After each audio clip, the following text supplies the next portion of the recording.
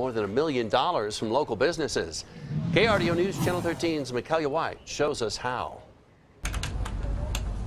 Scammers are setting their sights on businesses in southern Colorado. We're seeing a big jump in that. Jeff Beaupre works for Colorado Networks, a company that partners with the National Cybersecurity Center, and he says scammers are preying on Colorado companies. 5 groups that have been hit in the last 2 weeks that we were brought in on.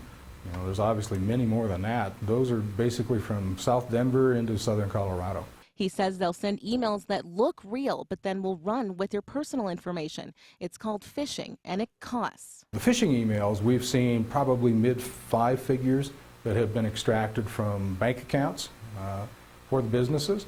They're extremely clever.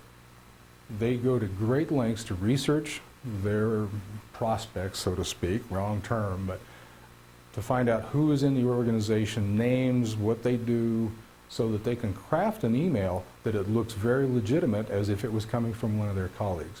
They'll spend weeks, maybe months, doing the research on the company before they issue that email.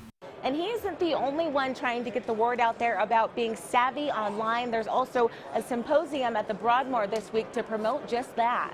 It's important to companies because they could be put out of business if they have cybersecurity incidents. And so it's important both at the individual level, to businesses, and to all American citizens. A message to all: be alert and aware. If something looks fishy, don't ignore it. In Colorado Springs, Mekialaya, KRDO News Channel 13.